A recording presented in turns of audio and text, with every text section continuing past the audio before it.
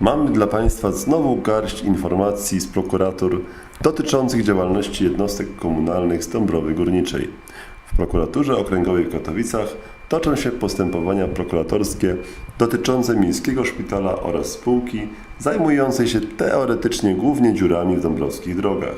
Tak, w prokuraturze okręgowej w Katowicach prowadzone są obecnie 2 śledztwa dotyczące spółek inwestycji dąbrowskich.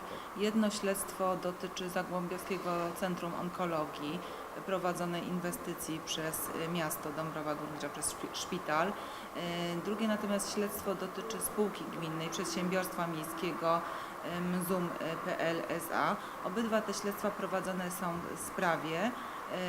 Śledztwa prowadzone oczywiście są odrębnie. Jedno, tak jak powiedziałam, dotyczy tego Zagłębiowskiego Centrum Onkologii, natomiast dotyczy drugie spółki gminnej przedsiębiorstwa miejskiego MZUM.pl.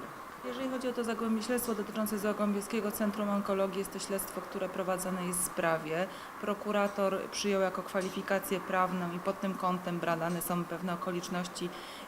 Badamy, czy w związku z tą inwestycją mogło dojść do popełnienia przestępstwa niegospodarności. W tym kierunku prowadzone jest postępowanie.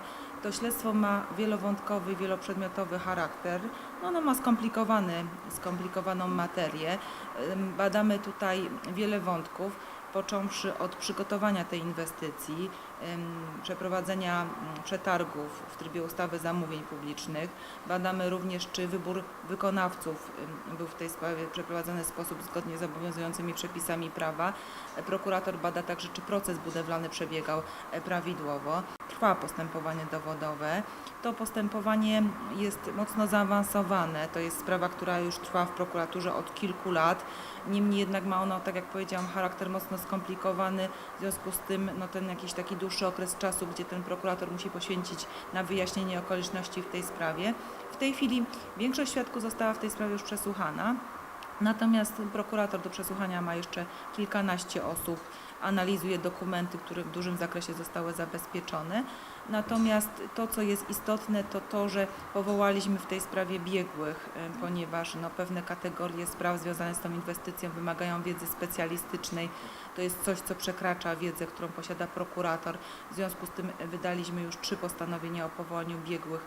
To są 2 opinie z zakresu analizy finansowej, 1 opinia z zakresu zamówień publicznych. Te opinie powinny wpłynąć do prokuratury, ja myślę, że do końca sierpnia tego roku. One będą istotne z punktu widzenia oceny, czy faktycznie w związku z tą inwestycją mogło dojść do nieprawidłowości, która może skutkować odpowiedzialnością za przestępstwo niegospodarności, czy też nie. Prokurator planuje także powołać tutaj biegłych z zakresu budownictwa, także dla oceny tego prowadzonego procesu budowlanego. Takie postanowienie powinno być wydane w najbliższym czasie. Także na takim etapie jesteśmy, jeżeli chodzi o tą sprawę dotyczącego Zagłębiowskiego Centrum Onkologii. A mam pytanie, ponieważ tam też gdzieś przewijał wątek nadzoru nad całą inwestycją ze strony prezydenta miasta Dąbrowa Górnicza. Czy ten wątek jest też rozwijany, czy już został pominięty? Może Pani coś na ten temat powiedzieć? Tak, w tej sprawie badamy nie tylko kwestie prawidłowości procesu inwestycyjnego, ale również badamy to, czy nadzór nad tą inwestycją ze strony miasta sprawowany był w sposób prawidłowy. W tym zakresie nawet wpłynęły do prokuratury odrębne zawiadomienie. W tej sprawie tych zawiadomień było złożonych wiele, między innymi do sprawy złożone zostało również zawiadomienie o przestępstwie, które zostało wystosowane do prokuratury przez Najwyższą Izbę Kontroli po przeprowadzonej kontroli w tym Zagłębiowskim Centrum Onkologii w Szpitalu Specjalistycznym i to zawiadomienie również jest przedmiotem badania w tym postępowaniu. Badamy, czy między innymi, czy przepisy ustawy o rachunkowości też zostały dochowane. Tak jak powiedziałam, ten zakres jest wielowątkowy, wieloprzedmiotowy, dotyczy również nadzoru nad prowadzoną inwestycją.